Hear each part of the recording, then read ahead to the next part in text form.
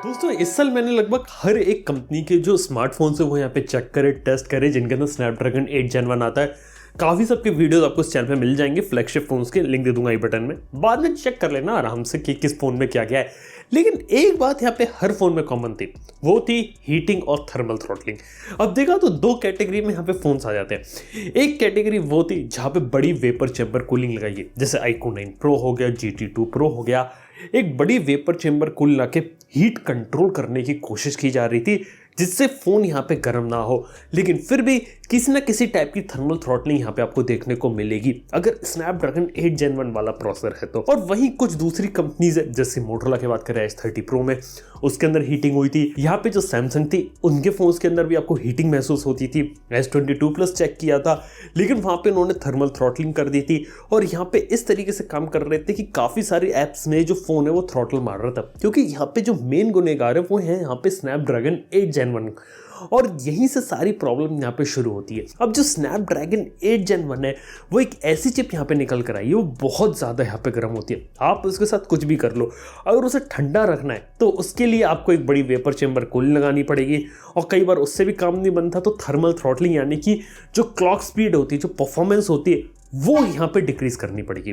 और पिछले कुछ सालों से देखें तो क्वालकॉम का एक ट्रेंड चलता हुआ आ रहा है। स्नैपड्रैगन के अंदर दो टाइप के प्रोसेसर निकालते हैं, एक नॉर्मल वर्जन निकालते हैं, और साल के एंड में मतलब जो सेकंड हाफ होता है वहाँ पे एक ऐसे प्रोसेसर्स निकालते हैं जो हल्के से ओवरक्लॉक्ड होते हैं। 865 आया था, 865 प्लस आपको देखने को मिला, 855 था, वैसे 855 प्लस आपको देखने को मिल गया। ऐसी बात करते हो 888 था, 888 प्लस था, और ऐसे ही यहाँ पे स्नैपड्रैगन 8 Gen 1 प्लस होगा। और ये देख के लग रहा है कि कुछ ज़्यादा ही जल्दी देखने को मिल सकता है, क्योंकि क्वालकॉम की यहाँ पे काफ़ी बुरी हालत हो गई है, और इसका इम्पैक्ट ये मोबाइल फ़ोन कंपनीज पे पड़ रहा है कि जितने फोन स्नैपड्रैगन 8 Gen 1 के साथ निकाल सकते थे पहले 3 महीनों में आ चुके हैं। अभी शायद एक आध कोई फोन और आएगा जिसकी अपकमिंग Xiaomi 12 Pro है, लेकिन वो बाहर ऑलरेडी लॉन्च हो चुका है। वीवो की X80 सीरीज के एक फोन के अंदर देखने को मिलेगा। अपार्ट फ्रॉम दैट आपको स्नैपड्रैगन 8 Gen 1 का जो समय था वो अब खत्म हो चुका है, उसके फोन्स ऑलरेडी खत्म हो चुके हैं, और कंपनियों को चाहिए एक बेटर प्रोसेसर जिसके साथ वो और बेटर फोन्स यहाँ पे निकाल सके, क्योंकि उन्हें मालूम है कि अभी इतने फ़ोन निकाल दिए वही काफ़ी है। अब हम इन्हें ज़्यादा बेचेंगे या ज़्यादा लेवल पे अगर चले गए, प्रॉब्लम्स यहाँ पे ज़्यादा क्रिएट हो सकती है, और इसीलिए अभी आने वाले समय में 8 Gen 1 Plus की बात चल रही है। अब आप लोग सोच रहे हो कि 8 Gen 1 में हीटिंग और 8 Gen 1 Plus अगर उससे भी बेटर फास्टर प्रोसेसर हो गया तो उसमें तो और ज़्यादा गर्मी निकलेगी। ऐसी बात नहीं है। यहाँ पे मैं सिंपल सी बात बता देता हूँ कि एग्जैक्टली यहाँ पे होने क्या वाला है। जो स्नैपड्रैगन 8 Gen 1 Plus है उसमें हीटिंग कम होगी। अब उसका रीजन एक बताता हूँ। 8 Gen 1 का जो मेन गुनहगार है हीटिंग का, वो कहा जा रहा है सैमसंग की 4nm टेक्नोलॉजी, जिसका यूज करके 8 Gen 1 बना है, और उसके अंदर इसी कारण से काफी ज्यादा प्रॉब्लम है। और स्नैपड्रैगन 8 Gen 1 Plus के लिए कुछ इंटरेस्टिंग इन्फॉर्मेशन है। पहली चीज तो ये लोग यहाँ पे सैमसंग की 4nm टेक्नोलॉजी यूज नहीं करेंगे, ये TSMC पे जाएंगे। अब TSMC ऑलरेडी मीडियाटेक के लिए चिप बना रही है, यहाँ तक कि एप्पल के लिए भी चिप बनाती है, और जब इतने अच्छे प्रोसेसर वो ऑलरेडी बना रहे हैं और 8 Gen 1 Plus बनाएंगे तो यहाँ पे हीटिंग को वो लोग कंट्रोल कर सकते हैं। इसके साथ ही हीटिंग कंट्रोल करने के लिए जहां हमें पहले लगता ना कि ओवर क्लॉक कर रहे हैं, यहाँ पे अंडर क्लॉक किया जाएगा, क्लॉक स्पीड को बोला जा रहा है कम किया जाएगा। लेकिन आप लोग सोचोगे कि यहाँ पे यार क्लॉक स्पीड कम कर रहे हैं तो माइनस होना चाहिए ना, 8 Gen 1 माइनस इसका नाम होना चाहिए, प्लस नाम इसका क्यों रख दिया। अब कहानी में ट्विस्ट यहाँ पे आता है, जो यहाँ पे टेस्ट डिवाइस आए थे उससे जो लीक्ड बेंचमार्क्स वगैरह निकल कर आए उनसे पता है बहुत राज की बात पता चली है। और वो राज की बात ये है, क्लॉक स्पीड कम है, TSMC की 4nm टेक्नोलॉजी, लेकिन बेंचमार्क स्कोर ज़्यादा आ रहा है, स्टेबिलिटी प्रोसेसर में ज़्यादा आ गई है, थ्रॉटल यहाँ पे नहीं कर रहा है बिल्कुल। बैटरी के बारे में अभी कुछ कहा नहीं जा सकता, मैंने पता लगाने की कोशिश करी कि बैटरी पे इंप्रूवमेंट है या नहीं, लेकिन जितने भी लोग यहाँ पे इन्फॉर्मेशन आई है मेरे पास उससे ही पता चला है बैटरी अभी टेस्ट डिवाइसेज हम कुछ कह नहीं सकते, मोर और लेस सेम होगी, लेकिन मेन एम ये था यहाँ पे हीटिंग कंट्रोल करना और बेंचमार्क में ज़्यादा से ज़्यादा नंबर निकालना। ये दो काम 8 Gen 1 Plus ने कर दिए हैं। अभी देखना कि 8 Gen 1 Plus की कहानी आगे क्या रहती है, और लग रहा है कि इसके फ़ोन बहुत जल्दी आ सकते हैं। एक राज की बात बताता हूँ सबसे पहले आपको, 8 Gen 1 Plus का लॉन्च यहाँ पे क्वालकॉम स्नैपड्रैगन कर सकती है मई के अंदर, मिड मई तक इसका लॉन्च हो जाएगा। और सिर्फ ऐसे नहीं है कि 8 Gen 1 Plus होगा, और यहाँ पे स्नैपड्रैगन 7 Gen 1 या 7 सीरीज का एक नया प्रोसेसर आने वाला है। बिल्कुल, 2 प्रोसेसर तो यहाँ मैं कंफर्म बता सकता हूँ जो मिड में तक यहाँ आ जाएंगे। और 8 Gen 1 Plus के साथ कहानी में ये ट्विस्ट आएगा कि इसके फोन्स अब मई के बाद से आना शुरू हो जाएंगे।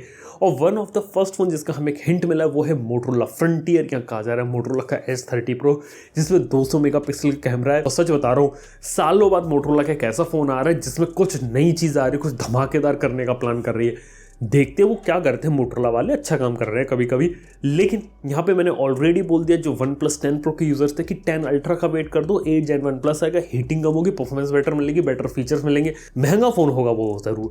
तो 10 Ultra भी एक फोन यहाँ पे फिक्स है। इसके साथ Xiaomi का 12 Ultra हो सकता है, लेकिन लग नहीं रहा Xiaomi 12 Ultra इंडिया में आएगा, वो शायद चाइना एक्सक्लूसिव रहे।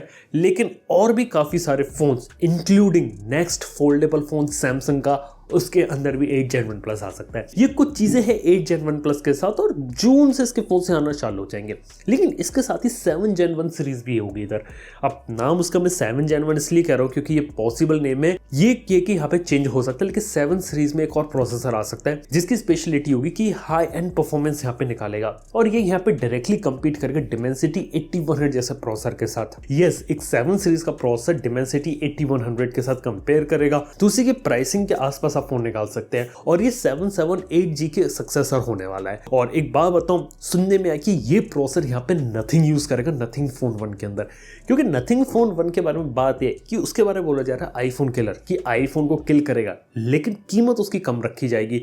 और जब कीमत की बात आती है तो 8 Gen 1 Plus के साथ कीमत यहाँ पे इंक्रीज हो सकती है।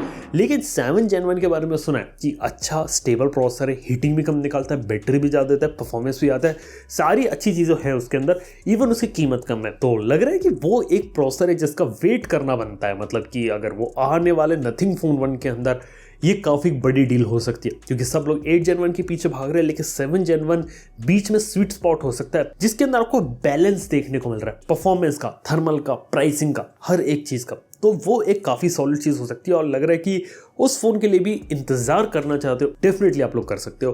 खैर, ये कुछ चीज़ें, लेकिन कहने का at the end of the day मतलब ये कि 8 Gen 1 की कहानी खत्म है। 2022 के आते ही पहले 3-4 महीने में जो फोन आए वो आ गए, अब नहीं आने वाले। अब ज़्यादातर जो फोन्स अब आने वाले सेकंड हाफ में आने वाले हैं वो 8 Gen 1 Plus के साथ आएंगे। और 8 Gen 1 Plus का जो ढिंडोरा है, कंपनी बहुत ज़्यादा पीटने वाली है, इंप्रूवमेंट्स आएंगे। और मेरे को भी लगता है कि अगर कोई फ़ोन फ्लैगशिप खरीदने बैठे हो, 8 Gen 1 Plus का इंतजार कर दो। एंड्रॉइड के अंदर थोड़ा बुरा हाल है इस साल, स्पेशली फ्लैगशिप एंड्रॉइड फोन्स के अंदर। समझ गए ना कहानी? तो आप लोग बताइए, आप लोग क्या उम्मीद रखते हो? 8 Gen 1 Plus कैसा होगा? कौन सी कंपनी का फोन आप देखना पसंद करोगे? बात नीचे कमेंट में बताना ना भूलना। वीडियो अगर आप लोगों को पसंद आया लाइक करो, चैनल को सब्सक्राइब करो। थिंक का वीडियो देखने के लिए मैं नेक्स्ट वन के अंदर। Good bye.